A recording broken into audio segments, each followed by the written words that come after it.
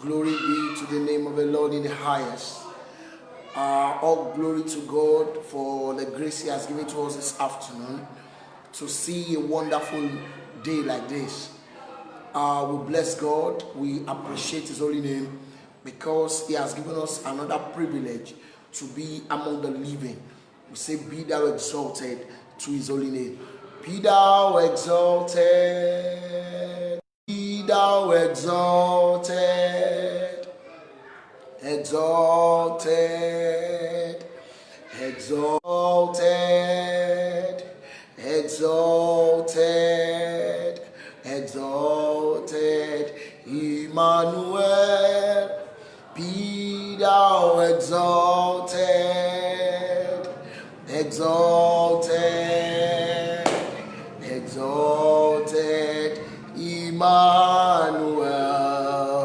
There is none holy as the Lord. Oh, there is none beside thee. Neither is there anyone like our God. There is none holy as the Lord. Aribiti arabata, ẹ̀yin la tóbi jù. Aribiti arabata, ẹ̀yin la tóbi jù. Olúwa, Olúwa ẹ tóbi o. You're welcome, sir. God bless you as you join this program. It is well with you. Olúwa ẹ tóbi, ẹ tóbi o, ẹ tóbi. Olúwa ẹ tóbi, ẹ tóbi o. Bàbá àlùyọ, God bless you. It is well with you. Thank you for joining this program. Kò sẹ́ni tá lè fi ṣàkàwé rẹ̀ o. Ẹ tóbi.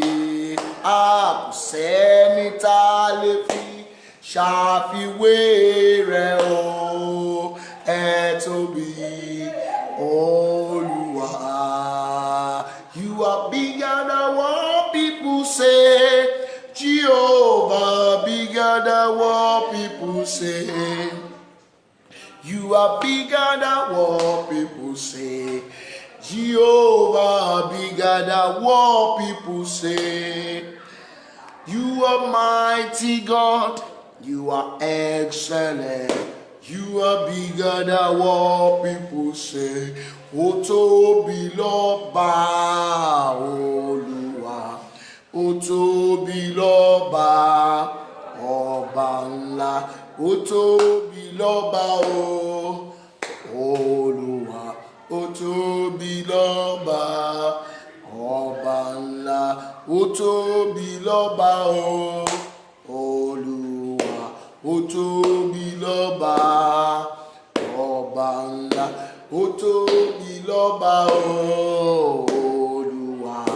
Ó tóbi lọ́ba ọba ńlá. Ó tóbi lọ́ba Olúwa.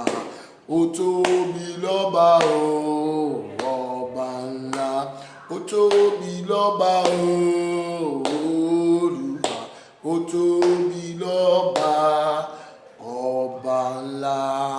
As you join in this program, I want you to begin to appreciate the name of the Lord. I want you to give praises to His holy name because He's our God. The Bible says, He that is our God is the God of our salvation. Let's thank Him for the salvation of our life.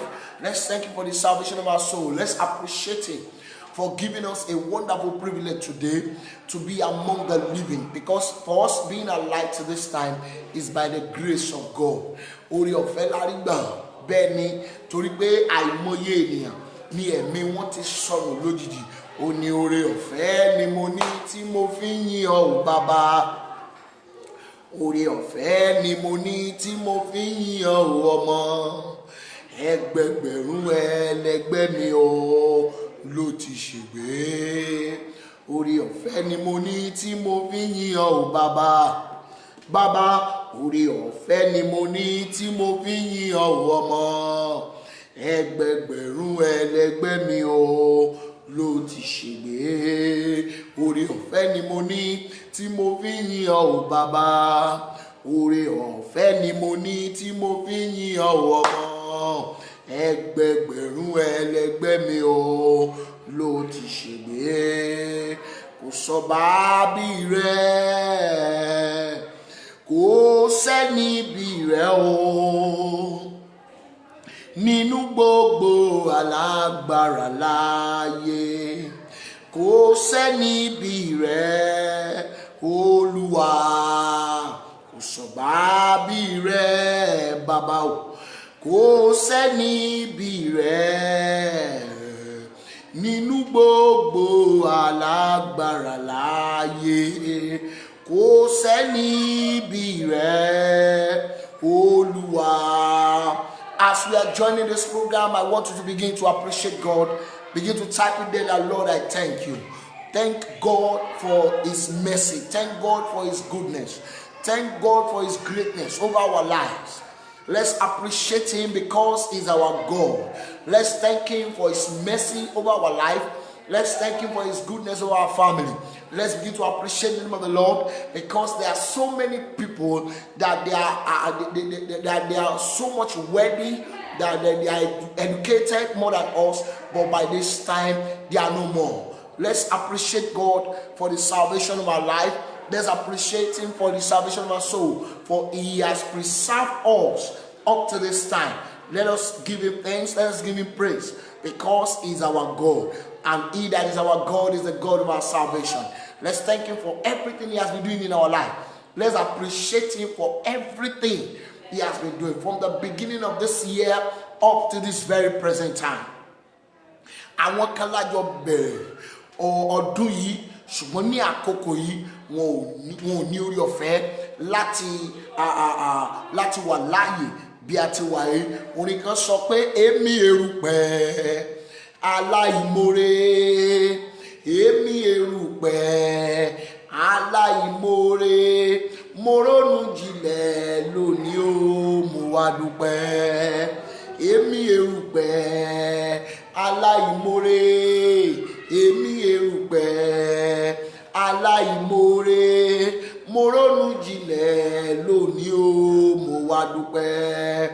Èmi erùpẹ̀ aláìmoore, èmi erùpẹ̀ aláìmoore, mo ronú jinlẹ̀ lónìí o, mo wá dúpẹ́. Tí èmi àti ẹ̀yin bá ní àròjinlẹ̀ lónìí, ó yẹ ká dúpẹ́ lọ́wọ́ Ọlọ́run. Òní di ọjọ́ kọkàndínlógún, 19th day of the 7th month. Ọlọ́run tí ó jẹ́ kí ibi ó bá wa, Ọlọ́run tí ó jẹ́ kí wàhálà ò dé bá wa. Ẹ jẹ́ ká wa náà fi ọpẹ́ fún, ẹ jẹ́ ká yìn nítorí pé òun ni Ọlọ́run wa. Lẹ́yìn rẹ̀ kò sí ẹlòmíràn mọ́, nítorí pé gbogbo agbára ó jẹ́ tirẹ̀. Ó ní kí gbogbo ògo jẹ́ tirẹ̀ Olúwa.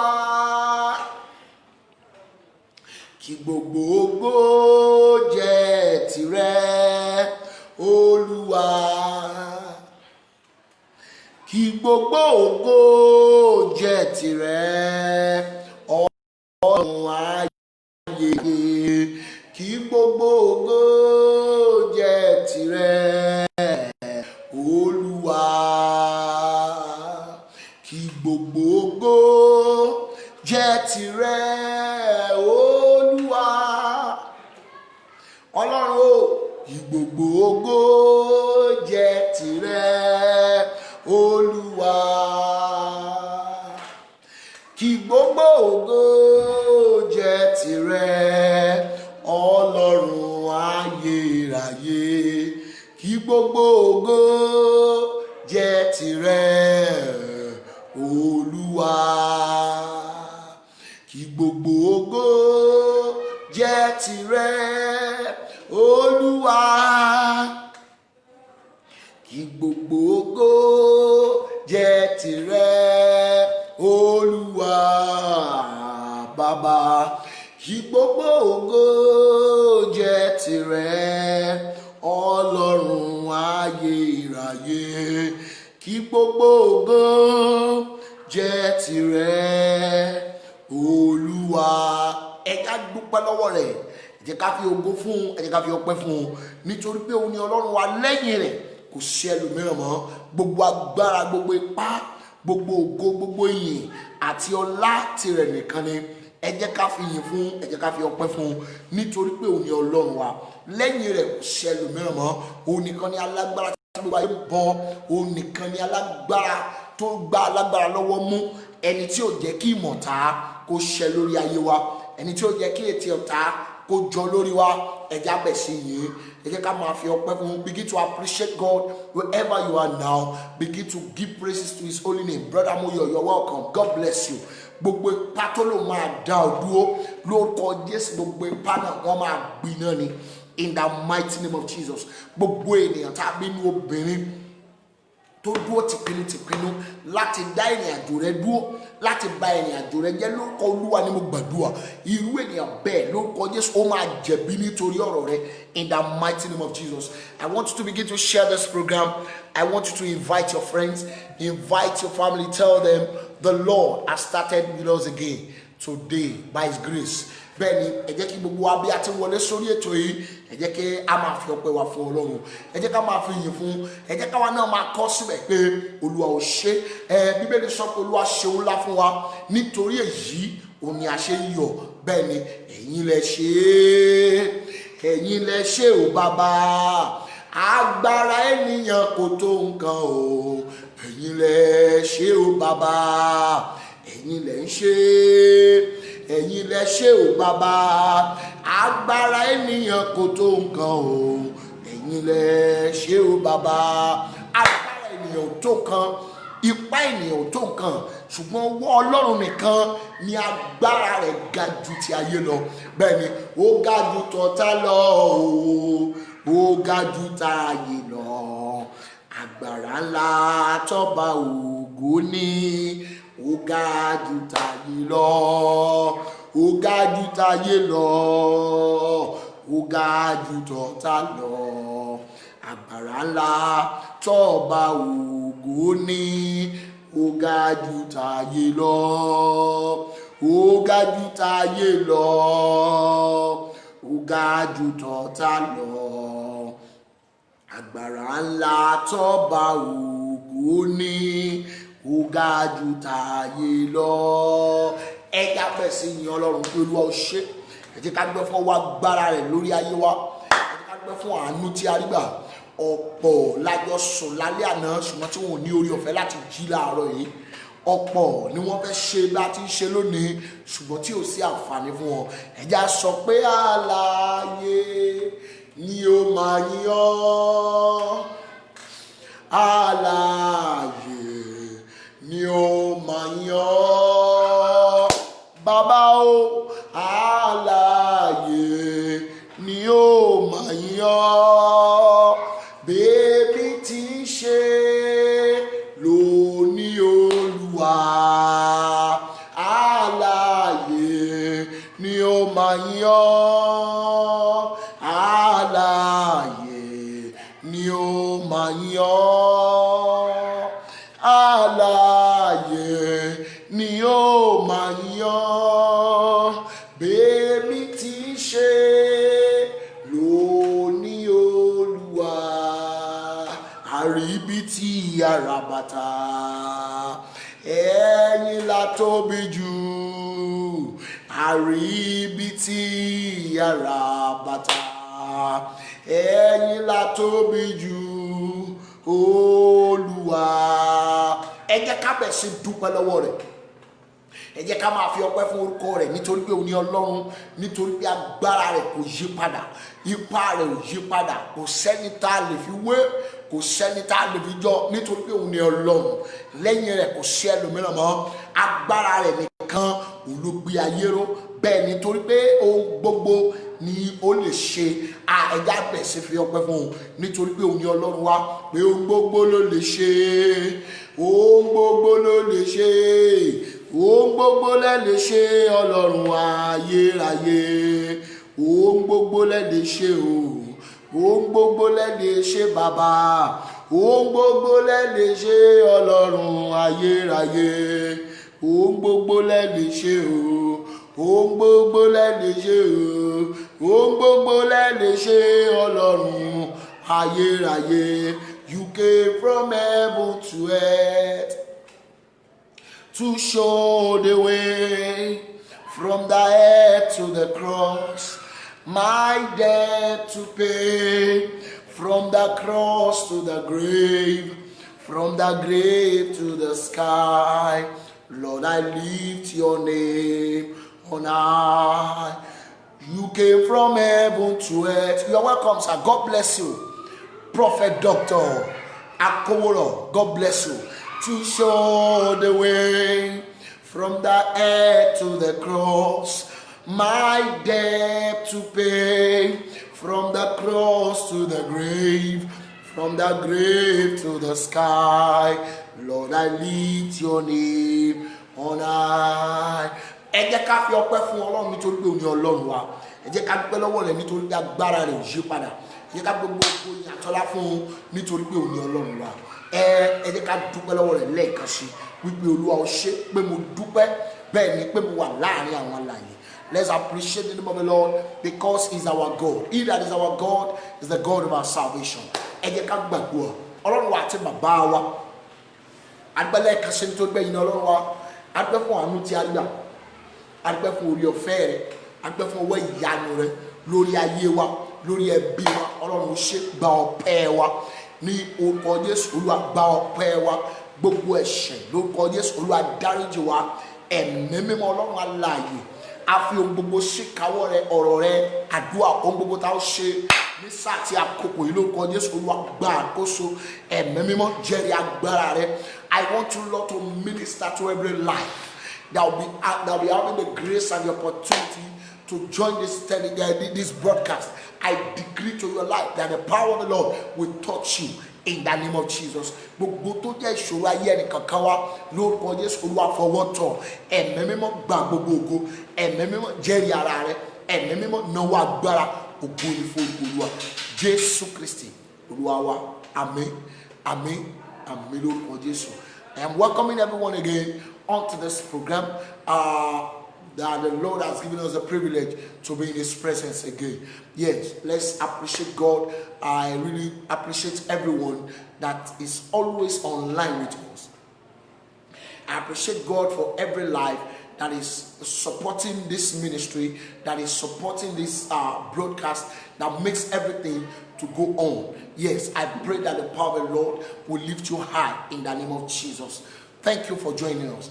Don't forget, you can subscribe to our YouTube channel at Prophet Samuel Oluwadamilare. I want you to subscribe to it so that you have all our updates. You can as well download the prayers, the programs, so that you can pray it all along with us. The Lord will be with you in the mighty name of Jesus.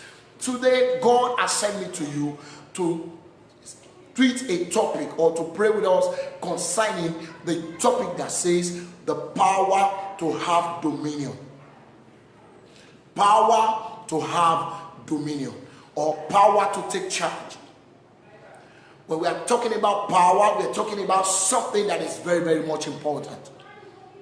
Tàbá sọ̀rọ̀ nípa agbára, à ń sọ̀rọ̀ nípa nǹkan tó ṣe kókó nínú ìrìn àjò ayé ènìyàn. Bíbélì sọ wípé láti gba ayé Jòhánù onítẹ̀bọmi, ó ní ìjọba Ọlọ́run ti di afágbára wọ̀. Ó ní àwọn alágbára ló ń fipá gbà á. Yẹn ni wípé agbára ó jẹ́ kò ṣe má ní fún gbogbo ènìyàn.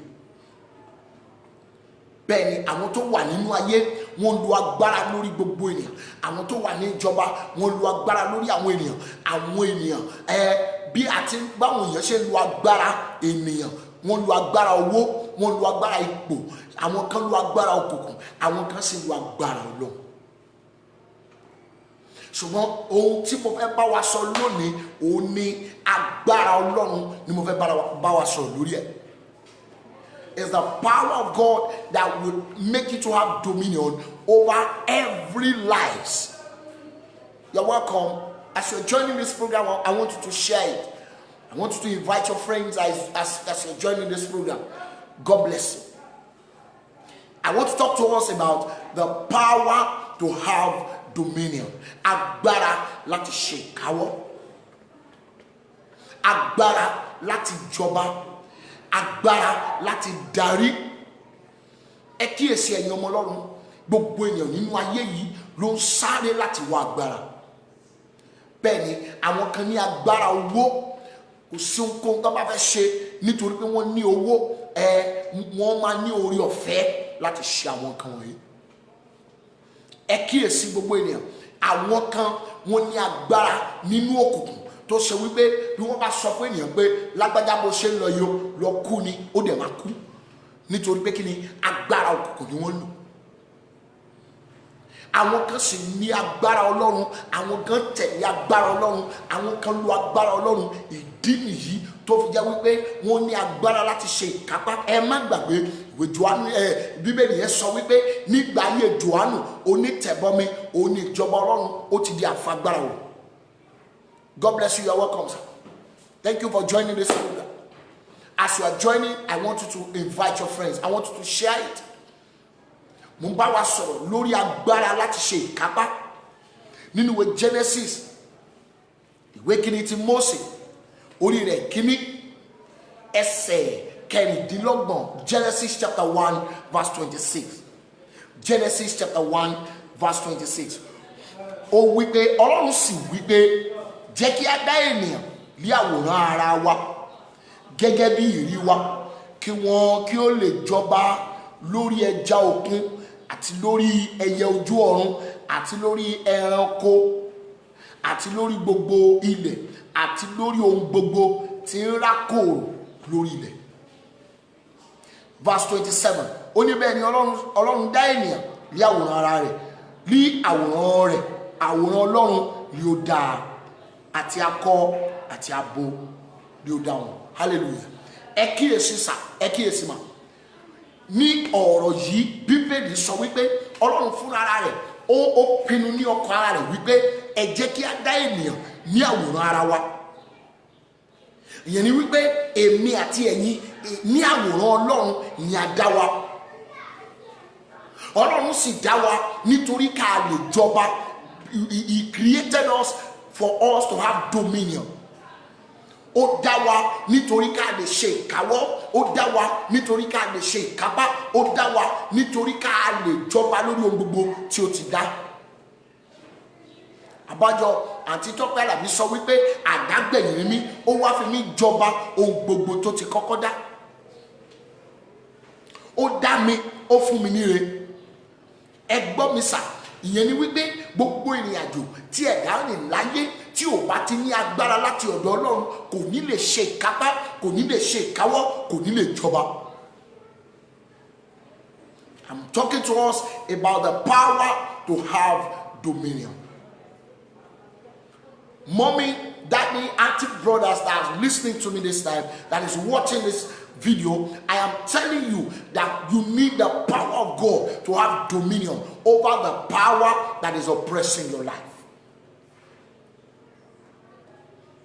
Because through the power of the living God, that is when you'll be able to have dominion over everything God has created. Wòmí, àwọn tó lu agbára owó, ọjọ́ tí owó bá ti tán, ọjọ́ tí agbára wọn tán. Ẹ gbọ́ mi sà, àwọn tó lu agbára ògùn, àwọn tó lu agbára òkùnkùn, ọjọ́ tí ẹ̀mí bá ti pín lára wọn, ọjọ́ yẹn náà ni agbára tán. Ẹ kíyèsí àwọn tó lu agbára ipò tàbí tí wọ́n wà ní ìjọba tí wọ́n lu agbára lórí àwọn ènìyàn. Ẹ gbọ́ dáadáa, irú àwọn ènìyàn yìí, ọjọ́ tí a bá ti mú wọn kúrò ní ipò tí wọ́n wà, ọjọ́ yẹn ni agbára tán. Ṣùgbọ́n mo ń sọ̀rọ̀ nípa agbára Ọlọ́run, the power of God. Èyí ló lè jẹ́ ká ṣe ìkápá, èyí ló lè jẹ́ ká ṣe ìkáwọ́, èyí ló lè jẹ́ ká jọba lórí ohun gbogbo tí Ọlọ́run ti dá. Ẹ kíyèsí, mo ń bá wọn kan sọ̀rọ̀ ní àìpẹ́ yìí, mo jẹ́ kó yé wọn wípé agbára tí a sọ nípa rẹ̀ yìí, ẹ gbọ́ mi, èèyàn gbọ́dọ̀ ní agbára láti ṣe ìkáwọ́, láti jọba, láti ṣe ìkápá ilé rẹ̀. Ọkùnrin tí ò bá lè pèsè fún ilé ara rẹ̀, Bíbélì sọ wípé ó sẹ́ ìgbàgbọ́, ó burú ju aláìgbàgbọ́ lọ. ẹgbọ́n mi, obìnrin tí ò bá lè fi ọgbọ́n àti agbára Ọlọ́run kọ́ ilé rẹ̀, irú ènìyàn bẹ́ẹ̀ ó burú ju aláìgbàgbọ́ lọ. And when you don't have the power to have dominion, you will not be able to move faster in life. But when you have the power of God and God is always by your side, I will tell you, you move much more faster than the way you are moving before. Ẹ kíyèsí ọ̀rọ̀ mi dáadáa, ẹ gbọ́ o, gbogbo ènìyàn tí ò bá ti ní orí ọ̀fẹ́ láti lè tẹ̀síwájú, láti lè súnmọ́ Ọlọ́run, láti wá agbára Ọlọ́run rí, kò ní lè ṣe ìkáwọ́, kò ní lè jọba lórí ohun tí Ọlọ́run ti dá. God has created you so that you'll be able to have dominion, so that you'll be able to take charge of everything God has created.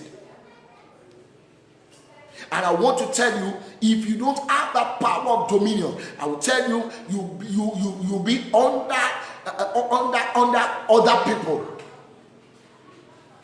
Èèyàn tí ò bá ti ní agbára Ọlọ́run, tí ò ní agbára láti ṣe ìkáwọ́, ó máa ṣerú àwọn ènìyàn ni. You become a slave to other people. Ṣùgbọ́n kíyèsí ọ̀rọ̀ mi gbogbo ènìyàn, ẹni tá a bá fún lórí ọ̀fẹ́, tá a fún ní agbára láti ṣe ìkáwọ́, láti jọba lórí ohun gbogbo tí Ọlọ́run dá, ẹ̀rí pé ohun gbogbo tó bá ti fi ọwọ́ rẹ̀ lé yóò máa yọrí.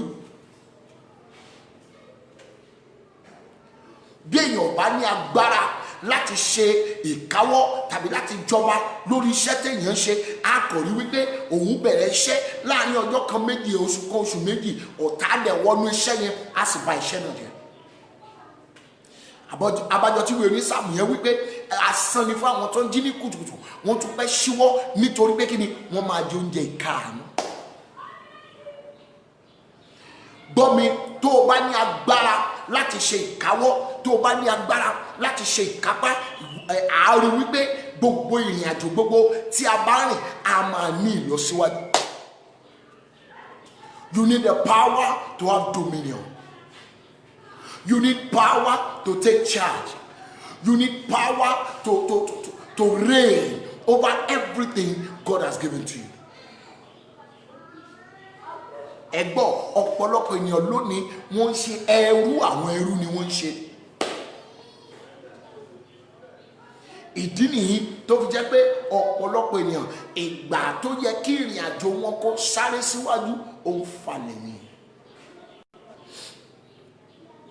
Gbogbo èèyàn ọmọ Ọlọ́run, gbogbo ẹ̀yin ènìyàn Ọlọ́run tẹ́ ẹ rí mi wò, tẹ́ ẹ rí mi gbọ́ ní àkókò yìí, mo fẹ́ sọ fún wa wípé èmi àti ẹ̀yin a gbọ́dọ̀ wá agbára Ọlọ́run rí kí a lè ṣe ìkápá, ká lè jọba, ká lè jẹ gàba lórí ohun gbogbo tí Ọlọ́run ti dá. Kí ló tó jẹ́ ìṣòro tó ń là kọjá?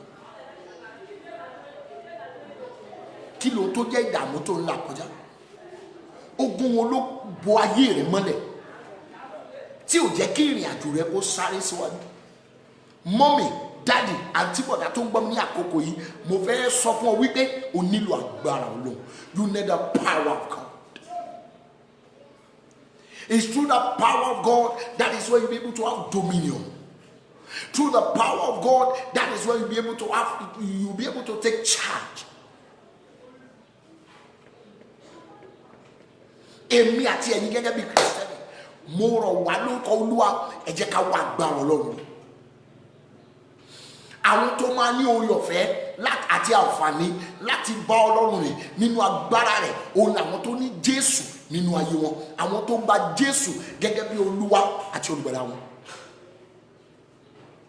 Wòmí, ogun tó ń dojúkọ ní àkókò yìí ó wà fúngbà díẹ̀. The problem you are facing now is just for a period of time. Ìdààmú tó ń là kọjá ní àkókò yìí ó wà fúngbà díẹ̀.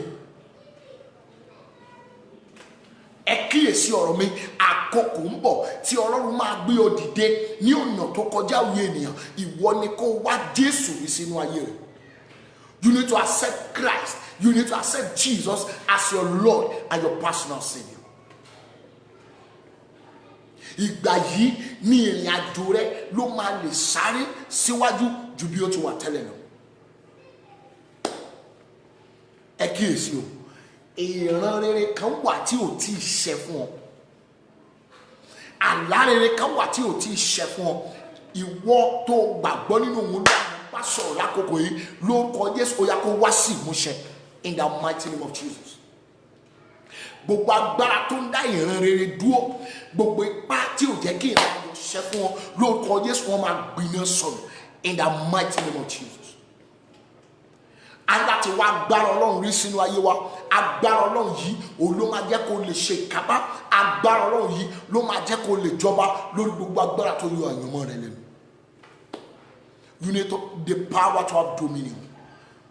Bẹ́ẹ̀ni, mo ń bá wọn kọ sọ̀rọ̀, mo jẹ́ kó yé wọn wípé bí ènìyàn bá ní agbára láti ṣàkóso ilé rẹ̀, ẹ kíyèsí dáadáa, irú àwọn wọ̀nyí ni ọmọ wọn máa dìdàkudà mọ́ wọn lọ́wọ́.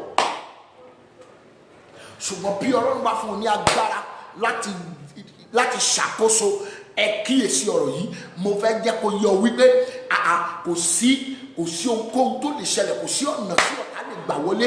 Bẹ́ẹ̀ ni àṣẹ Olódùmarè, bẹ́ẹ̀ ni á lè fún un ní agbára láti ṣe ìkápá rẹ̀ in the mighty name of Jesus. You are welcome. Thank you for joining this program. I want you to share this program. Invite your friends. Yes, invite your family. Let them join this program together as we worship God. God bless you. Ẹ kíyèsí, èmi àti ẹ̀yin gẹ́gẹ́ bí Kristẹni, àsìkò tí a wà yìí a gbọ́dọ̀ wá agbára Ọlọ́run rí. Agbára Ọlọ́run yìí ló lè mú wa ṣe àkóso. Agbára Ọlọ́run yìí ló lè mú wa jọba lórí ohun gbogbo tí Ọlọ́run ti fi sí kápá wa. Èmi àti ẹ̀yin gẹ́gẹ́ bí Kristẹni, ẹ kíyèsí o, gbogbo agbára èyí tí ò jẹ́ kí ìran rere ṣe fún ọ, tó o bá rí mi ṣàmì lórúkọ Jésù, ó máa gbiná sọnù in the mighty name of Jesus. You are welcome. Sister Oluwakemi, God bless you. Prophet Joshua Oni, God bless you. Thank you for joining this program. It is well with you. Your ministry will move high in the name of Jesus. Ẹ kíyèsí, bí o bá ti ní agbára láti ṣe àkóso, gbọ́ mi, irú ènìyàn bẹ́ẹ̀ á máa ṣe ẹrú àwọn ẹrú ni. But I'm speaking to your life as a prophet this afternoon. As you are joining this program, as you are sharing this program, the power to have dominion will rest upon you in the name of Jesus. Ẹ gbọ́ mi sà, àwọn kan wà tí wọn ò lérò pé o lè débi tó yẹ kó dé láyé. Ṣùgbọ́n pẹ̀lú agbára Ọlọ́run, pẹ̀lú ipá rẹ̀, pẹ̀lú àṣẹ rẹ̀, á sì gbé ọ débi tó yẹ kó dé láyé in the mighty name of Jesus. Ìwọ ni kó gbàgbọ́ nínú orúkọ Olúwa. Bíbélì wípé èmi ti gbàgbọ́ láti rí ire Olúwa ní ilẹ̀ alààyè. Ìwọ tó bá gbàgbọ́ nínú Ọlọ́run, ìwọ yẹn ló máa dúró dé. Ó ní èmi ti gbàgbọ́ láti rí ire Olúwa ní ilẹ̀ alààyè. Ó wá sọ wípé dúró dé Olúwa kí o sì tújú ká, yóò mú ọ ní àyà lè mú ní dúró dé Olúwa. Ẹ kíyèsí ọ̀rọ̀ mi ní àkókò yìí, èmi àti ẹ̀yin, ẹ jẹ́ ká dúró dé Ọlọ́run, òun nìkan ló ní agbára lórí ìrìn àjò ayé wa. Èmi ò mọrú ogun tó ń jà, èmi ò mọrú ìdààmú tó ń là kọjá, ṣùgbọ́n Olúwa sọ fún mi wípé gbogbo ènìyàn ní kó kíyèsí ọ̀rọ̀ yìí. Ìrìn àjò rẹ tí ò dán mọ́rán tẹ́lẹ̀, lórúkọ Olúwa ni mo gbàgbọ́, ó yá látòní lọ, ìrìn àjò náà ó yá kó nítumọ̀ in the mighty name of Jesus. Ìwọ náà máa ṣàmì sí ọ̀rọ̀ yìí. Agbára láti ṣàkóso, agbára láti jọba, power to have dominion.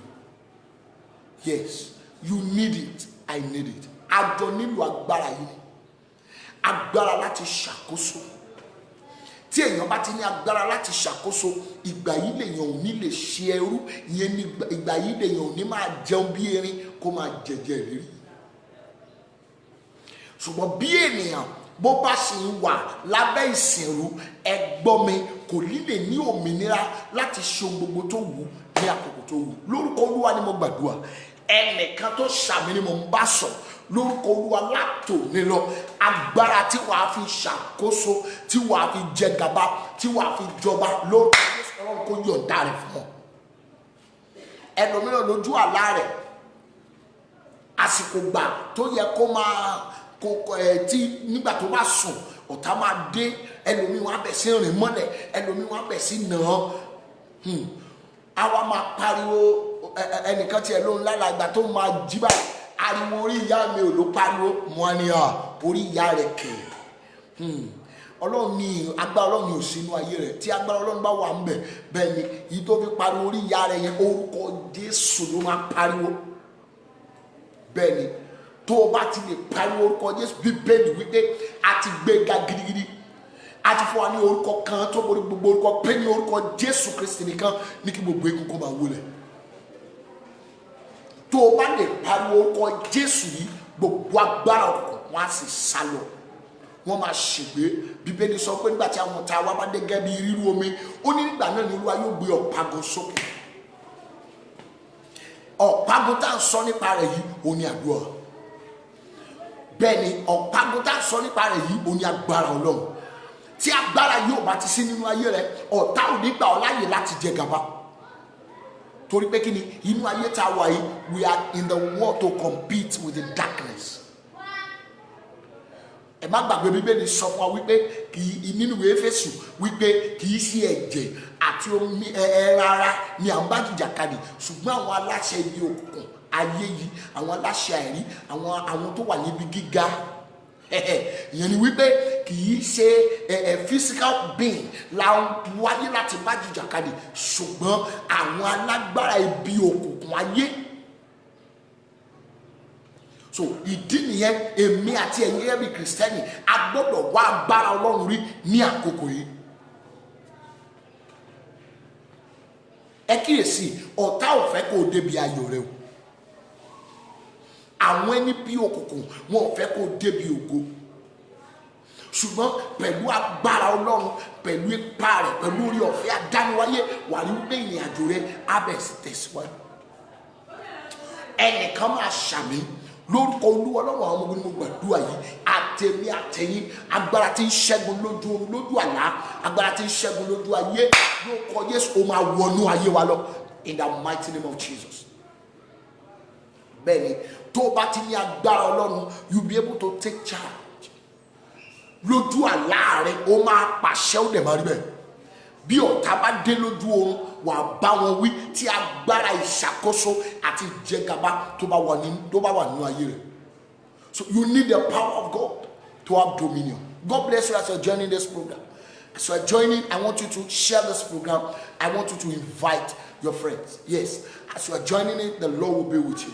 Ẹ kíyèsí gbogbo ènìyàn, ẹ pariwo àmín lórúkọ Olúwa Ọlọ́run àwọn ọmọ ogun ni mo gbàdúrà yìí. Agbára láti ṣàkóso, agbára láti jẹ gàba lórí agbára tó jẹ gàba lórí rẹ, lórúkọ Jésù ó yá kó wọnú ayé rẹ lọ, in the mighty name of Jesus. Agbára wo ló yọ ọ́ lẹ́nu? Ipá wo ni ò jẹ́ kó lọ síwájú? Àwọn agbára kan ló sì ń tẹrí rẹ bá. Ṣùgbọ́n tí àwọn agbára wọ̀nyí tí a bá ti ṣẹ́gun wọn, wà á rí wípé àṣẹ yẹn máa dé sí ọ, ó dẹ̀ máa ní ìtẹ̀síwájú, in the mighty name of Jesus. Ìwọ ni kò kíyèsí kí ló ogun tó ń jà ọ́, kí ló tó ń là kọjá ní sáà tí àkókò yìí, kí ló tó ń ṣẹlẹ̀ sí ọ tó dàbí ẹni pé kò sọ́nà àbáyọ mọ́. Mo fẹ́ kó o gbàgbọ́ nínú Olúwa. Bíbélì wípé Olúwa ilé ìṣọ́ agbára ni, olódodo sáwọnú rẹ̀ ó sì yè. Agbára Ọlọ́run yìí ni kò dìmú, àṣẹ Ọlọ́run yìí ni kò rọ̀ mọ́ o. Ó ní di Jésù mú, ṣàgbẹ́kẹ̀lé, yóò gbà ọ́, ojú kò ní tì ọ́.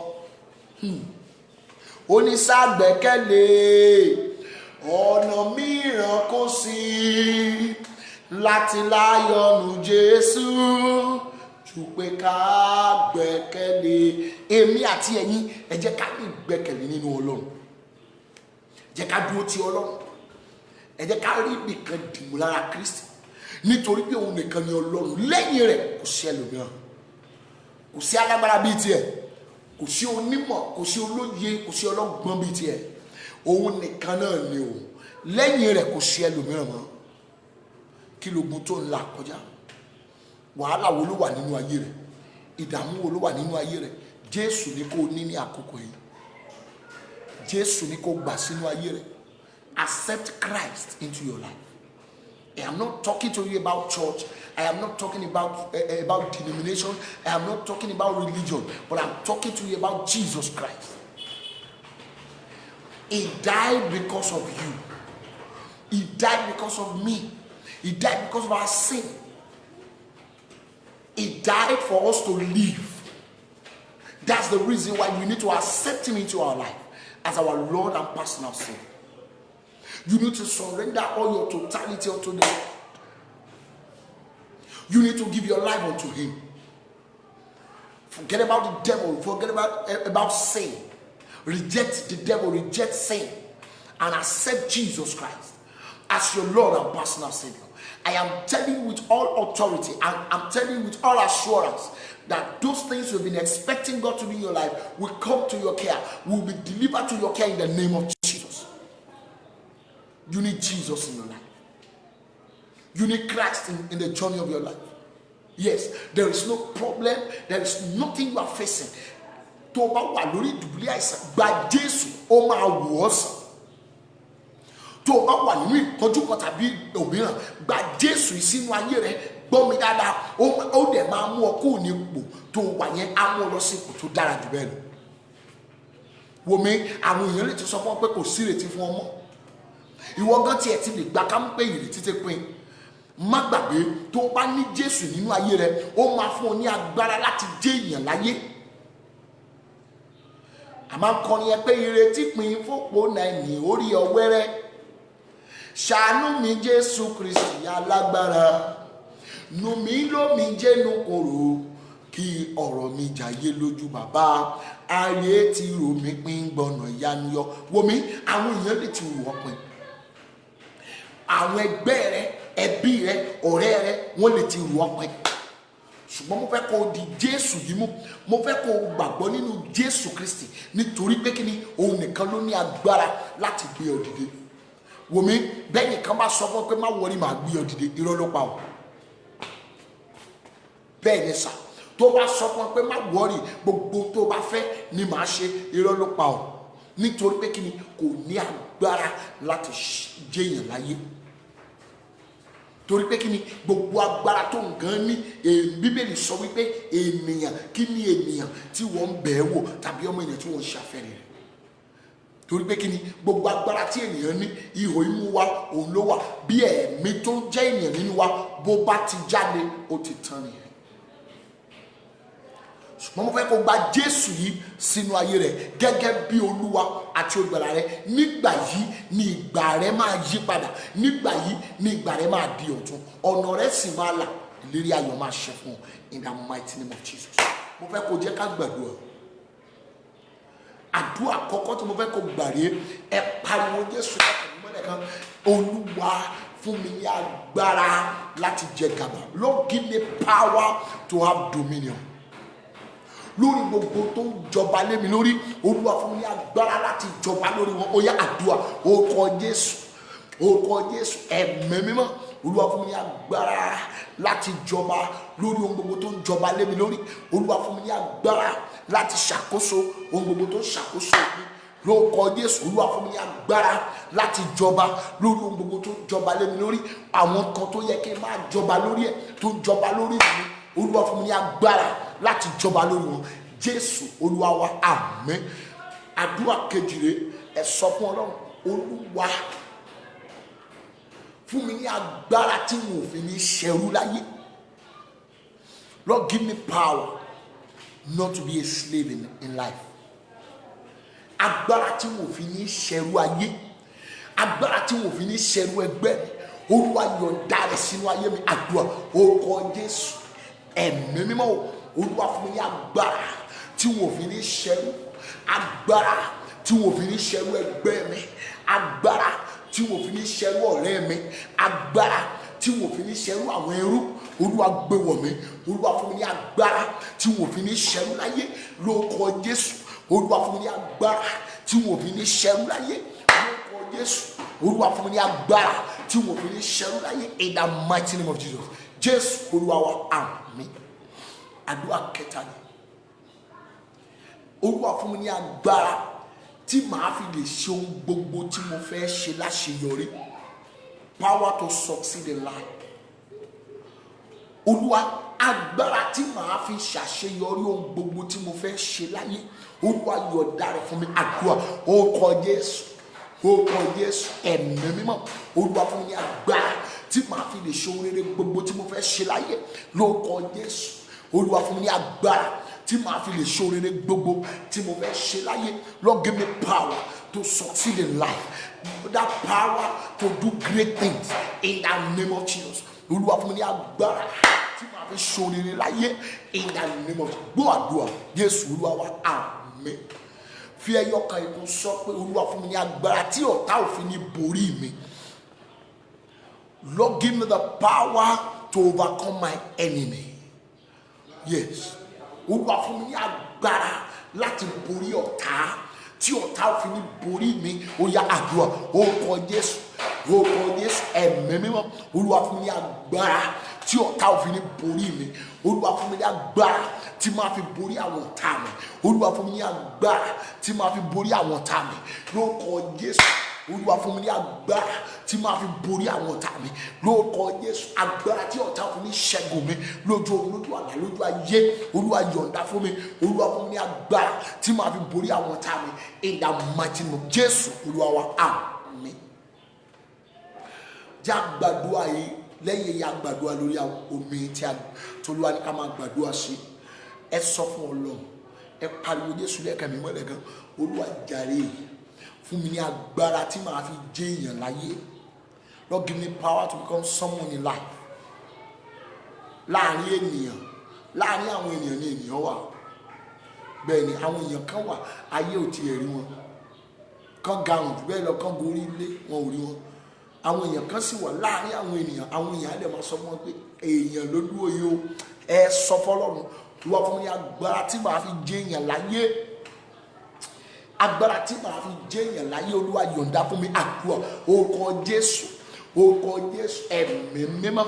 Olúwa fún mi ní agbára tí màá fi jẹ́ èèyàn láyé. Agbára tí màá fi di ńlá. Agbára tí màá fi di èèyàn láàárín àwọn ènìyàn. Olúwa yọ̀ǹda agbára fún mi lórúkọ Jésù. Olúwa yọ̀ǹda agbára fún mi lórúkọ Jésù. Olúwa yọ̀ǹda agbára fún mi tí màá fi jẹ́ èèyàn láyé. Olúwa yọ̀ǹda agbára fún mi in the mighty name of Jesus. Jésù Olúwa wa, àmín. Fẹ́ kó gbé omi rẹ̀ jáde báyìí. Àjọ máa pariwo Jésù lẹ́ẹ̀kan mi mọ́lẹ̀ kan. A pè ẹ̀jẹ̀ Jésù nígbà 9. Orúkọ Jésù lẹ́ẹ̀kan mi mọ́lẹ̀ kan. Ẹ̀jẹ̀ Jésù nígbà 9. Wà wá máa sọ tó fẹ́ kó mi yìí ṣe. Bẹ́ẹ̀ ni gbogbo ọfà ikú, àìsàn, àrùn tó wà lára mi bí n bá ti mú mi ó yá kó máa jáde.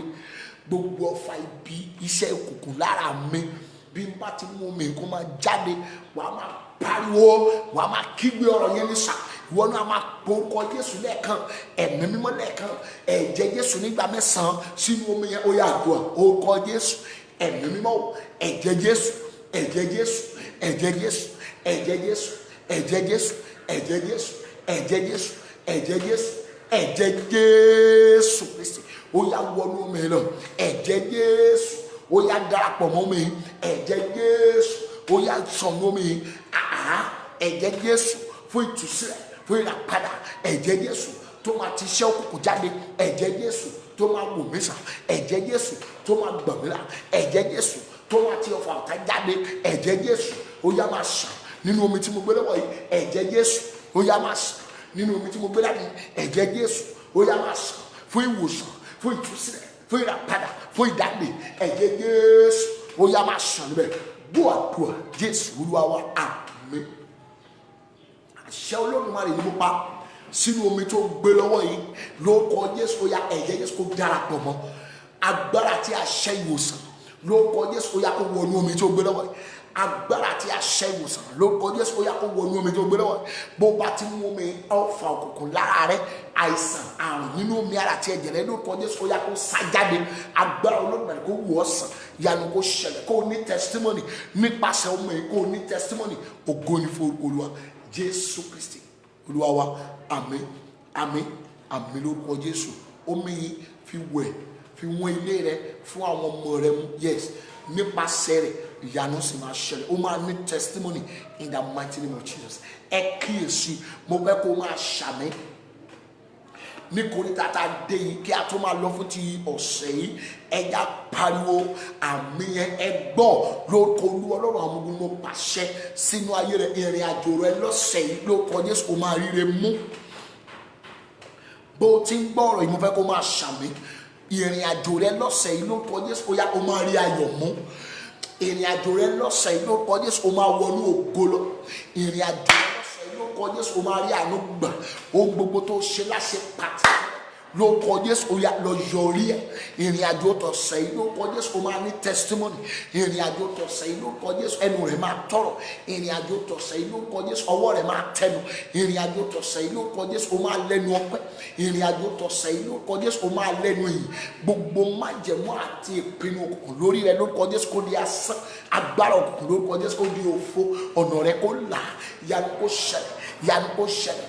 ìyanu kó ṣẹlẹ̀. ìyanu kó ṣẹlẹ̀ nínú ayé rẹ. ìyanu kó ṣẹlẹ̀ lórí iṣẹ́ rẹ. ìyanu kó ṣẹlẹ̀ lórí àwọn ọmọ rẹ. ìyanu kó ṣẹlẹ̀ lórí ohun gbogbo tó ní tó mí tí ò mí. ìyanu kó ṣẹlẹ̀ kó lẹ́nu ọpẹ́. ọ̀nà rẹ kó là. ìlérí ayọ̀ kó ṣẹ. májẹ̀mú ògo kó fọhùn. ìlérí ògo kó fọhùn. ẹ ò ní dààmú lórúkọ Jésù. ẹ ò ní sọkún lórúkọ Jésù. ẹ ò ní bànújẹ́. ẹ máa ṣe rere. mo gbàdúrà gbogbo ẹni tó pète ibi lórí èmi àti ẹ̀yin lórúkọ Jésù kan forí ara wọn gbé. gbogbo ẹni tó pète ìdààmú lórí ayé mi àti ẹ̀yin lórúkọ Jésù kan forí ara wọn gbé. ọfà ayé ò ní bà ọ́. ọfà ọ̀tá ò ní bà ọ́. ọfà ikú ò ní bà ọ́. ọfà àìsàn ò ní bà ọ́ lórúkọ Jésù. gbogbo ọfà ọkùnrin lára rẹ lórúkọ Jésù ó yá kó gbiná jáde. mo fẹ́ kó máa ṣàmì bó ti ń gbọ́rọ̀ àṣẹ yìí. ìwọ náà máa táìpù àmì yẹn lórúkọ Jésù. ọfà ayé ò ní bà ọ́ lórúkọ Jésù. ìmọ̀ ayé ò ní ṣẹ́ lórí rẹ. gbogbo ẹnikẹ́ni tàbí obìnrin tó ń lépa rẹ fún ibi lórúkọ Jésù ibi kó bá wọn. gbogbo ẹni tó ń tọ́ka rẹ fún ibi lórúkọ Jésù ibi kó bá wọn. agbára Olódùmarè kó ṣẹ́gun fún ọ. àṣẹ Olódùmarè kó lànà fún ọ. agbára Olódùmarè kó gbé ọ sókè. àṣẹ Olódùmarè kó lànà fún ọ. gbogbo ẹni tó ń lépa rẹ lórúkọ Jésù ká kúkú òjijì. gbogbo ẹni tó ń wá ikú rẹ kan kú nítorí rẹ. gbogbo ẹni tó ń wá ẹ̀mí rẹ fún ibi lórúkọ Jésù ó yá kọ́fẹ̀mí ara wọn di. agbára Olódùmarè kó gbé ọ ró. àṣẹ Olódùmarè kó gbé ọ sókè. ọfà ò ní bá ọ. ìmọ̀ ayé ò ní ṣẹ. ìmọ̀ ọ̀tá ò ní ṣẹ. ẹ máa láṣeyọrí. ẹ máa ṣe rere. ìyanu kó ṣẹ. èmi àti ẹ̀yin lórúkọ Jésù a máa débi gíga. lórúkọ Jésù a máa débi gíga. májẹ̀mú ògo ó máa fọhùn lórí ayé rẹ. májẹ̀mú ògo ó máa fọhùn lórí ilé rẹ. májẹ̀mú ògo ó máa fọhùn lórí iṣẹ́ rẹ. májẹ̀mú ògo ó máa fọhùn lórí àwọn ọmọ rẹ. májẹ̀mú ògo ó máa fọhùn lórí aya rẹ. májẹ̀mú ògo ó máa fọhùn lórí ọkọ rẹ. májẹ̀mú ògo ó máa fọhùn lórí ilé rẹ. májẹ̀mú ògo ó máa fọhùn. gbogbo ẹni tó bá takò olóore rẹ lórúkọ Jésù Olúwa kó pa wọ́n lẹ́nu mọ́. ìyanu kó ṣẹlẹ̀ lórílẹ̀-èdè yìí ó máa mẹ́kì ẹ̀. lásìkò yìí gẹ́gẹ́ lórúkọ Jésù ó máa mẹ́kì ẹ̀.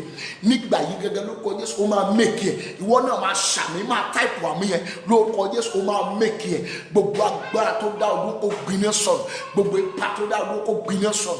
ọ̀nà rẹ kó là. ìyanu kó ṣẹlẹ̀. àtẹ̀mí àtẹ̀yìn lórúkọ Jésù a máa lẹ́nu ọpẹ́. lérí ayọ̀ máa ṣẹ fún wa. ògo ni fún Olúwa. gbogbo ibi tó bá ti tẹsẹ̀ bọ̀. gbogbo ibi tó bá ti rìn sí lọ́sẹ̀ yìí lórúkọ Jésù àánú máa fọhùn lórí ayé rẹ. lórúkọ Jésù ire máa tẹ̀ ọ́ lọ́wọ́. lórúkọ Jésù ò ní pàdé ikú lọ́nà. èmi àtẹ̀yìn lórúkọ Jésù a ò ní ṣèrè. lórúkọ Jésù a ò ní ṣẹ̀ṣẹ̀ gbé. májẹ̀mú Ọlọ́run lórí ayé wa ó máa wá sí ìmúṣẹ. ìpinnu Ọlọ́run lórí ayé wa ó máa wá sí ìmúṣẹ. lórúkọ Jésù Kristi ti Násárẹ́tì. tabali ọfà kọfà tó ń ṣiṣẹ́ nínú àgọ́ ara rẹ lórúkọ Jésù ó yá kó gbiná sọ̀rọ̀. lórúkọ Jésù mo ní kó gbiná sọ̀rọ̀. àṣẹ Ọlọ́run alààyè kó gbé ọ sókè. ìyanu kó ṣẹlẹ̀. ọ̀nà rẹ kó là. lábẹ́ orí ọ̀fẹ́ Olódùmarè ìrìn àjò rọ lẹ́sẹ̀ yìí lórúkọ Jésù òun rere tọ́ka sí. àánú kó gbé ọ dìde. orí ọ̀fẹ́ rẹ kó gbé ọ dìde o. ìyanu kó ṣẹlẹ̀. àtẹ̀mí àtẹ̀yìn lórúkọ Jésù a máa rà àánú gbà. lọ́sẹ̀ yìí a máa rere tọ́ka sí. oṣù keje oore tó wà ń bẹ fún wa lórúkọ Jésù a máa rí wọn gbà. ìyanu máa ṣẹlẹ̀. ògo ni fún orúkọ Olúwa Jésù Kristi Olúwa wa. àmín àmín àmín lórúkọ Jésù. I appreciate everyone that has joined this program. God bless you and the Lord will be with you. Don't forget, you can subscribe to our YouTube channel at Prophet Samuel Oluwadamilare. Yes, just try to subscribe to it and you can watch all our programs on the YouTube too, and the Lord will be with you. I pray for you that the power of the Lord will lift you high in the name of Jesus. I thank everyone that has been supporting us one way or the other. Those that have been giving us money, those that have been giving us recharge card, those that have been subscribing to us. I appreciate every one of you. And those that are giving their time to watch our programs. I pray that the power of the Lord will lift you high in the name of Jesus. The Lord will be with you. I love you all.